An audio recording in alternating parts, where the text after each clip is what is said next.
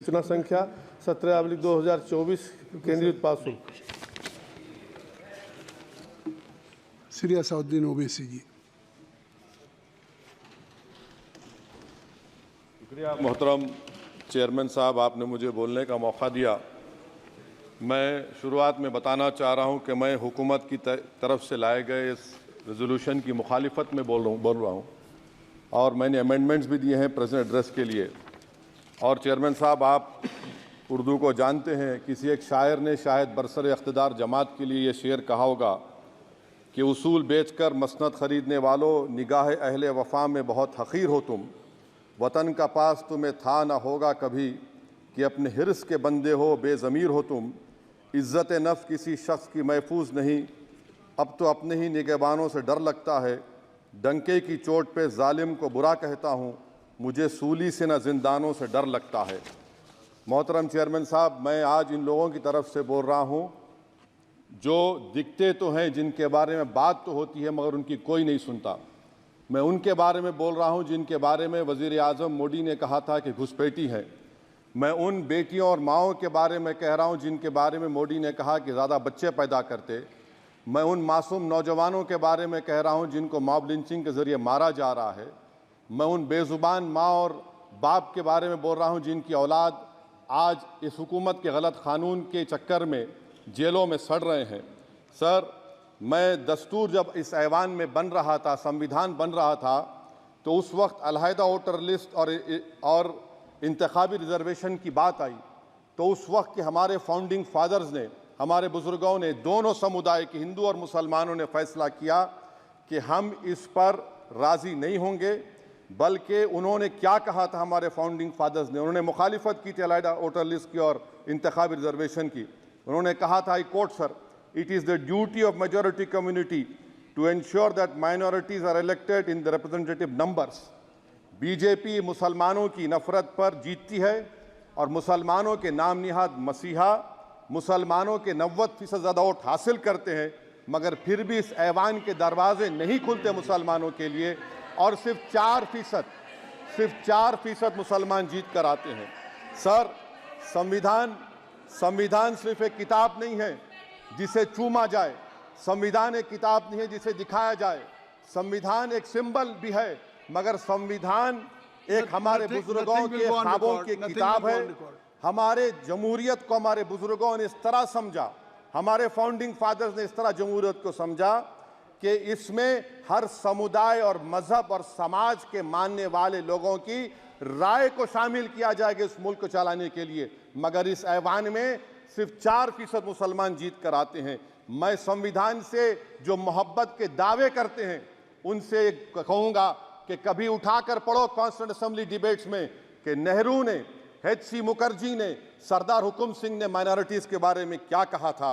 Sir, वतन अजीज़ का मुस्तकबिल कैसा होगा जब बीजेपी मुझे गायब करना चाहती है और दीगर हिज़्ब इख्तिलाफ की पार्टियां के लिए मेरा वजूद सिर्फ वोट डालना और अपनी खबर में जाकर सो जाना है। इसीलिए आप देखते हैं कि समाजी इंसाफ है सर कि 4% मुसलमान जीत कर आते हैं। सर, इस ऐवान में ओबीसी समाज के एमपी अब अपर कास्ट के एमपी के बराबर हो चुके हैं।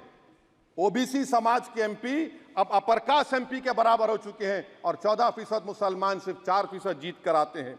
CSDS का डेटा ये बताता है कि इस मुल्क में जो वोट बैंक है, जो एक मुश्त वोट डालता है, वो अपर कास्ट का है। मुसलमान का कभी ना वोट बैंक था ना कभी रहेगा। सर, 4 जून के बाद 6 मुसलमानों की मॉब लिंचिंग हुई। 11 घरों को मध्य प्रदेश में मोदी के बुलडोजर ने निस्तो नाबूद कर दिया। हिमाचल प्रदेश में एक मुसलमान की एक दुकान को लूट लिया गया और हिज़्ब इख्तिलाफ की पार्टियों की तरफ से सन्नाटा है। शायद अब वक्त आ चुका है कि लफ्ज़ मुसलमान का नाम लेना भी अब उस पर पाबंदी आयद कर दी जाएगी। सर, मैं ये बात बताना चाह रहा हूँ कि नरेंद्र मोदी को जो मैंडेट मिला है। एक मिनट,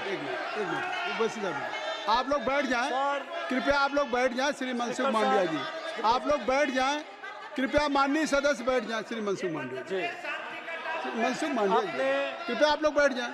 अपने प्रारंभिक भाषण में आप लोग बैठ जाएं। माननीय सदस्य ने अपने प्रारंभिक भाषण में जो शब्द प्रयोग करा है उसको ऑथेंटिकेट करा जाए। और अभी उन्होंने उल्लेख करा कि मोदी के बुलडोजर ने वहाँ मॉब लिंचिंग करा है, उसको भी ऑथेंटिकेट करा जाए। निश्चित तौर से इसको ठीक है। उवैसी साहब जब भी कोई बात नहीं सर, आप चेयर पर बैठे हैं जी, इसलिए आप मंत्री जी को पेट में दर्द हुआ, माशाल्लाह, शुक्रिया उनका। नहीं, तो सर मैं ये बोल की रहा था, जवाबदेही है अरे ये नहीं मंत्री इससे की बुरी बात क्या है? पेट में दर्द हो सकता है। वो दर्द ये सब ठीक अच्छा है। दर्द हुआ, चलिए दर्द हुआ, दिल का दर्द हुआ। तो सर जो नरेंद्र मोदी को मैंडेट मिला है वो सिर्फ और सिर्फ मुसलमानों की नफरत पर हिंदुत्व की वजह से मिला है। I would like to say it is not Modi's in dock but every single person voted him despite his anti Muslim voice. And I would like to tell the opposition parties, this is not a moral victory for you, this is a victory of majoritarianism. Everyone should contemplate and do introspection. Why is it that the OBCs and the upper caste are getting their due representation? Why are the Muslims not getting? Are we here only to vote for you and not to get elected? If that is the case, please tell us that we are only here to vote for you. Sir, आज भारत के आधे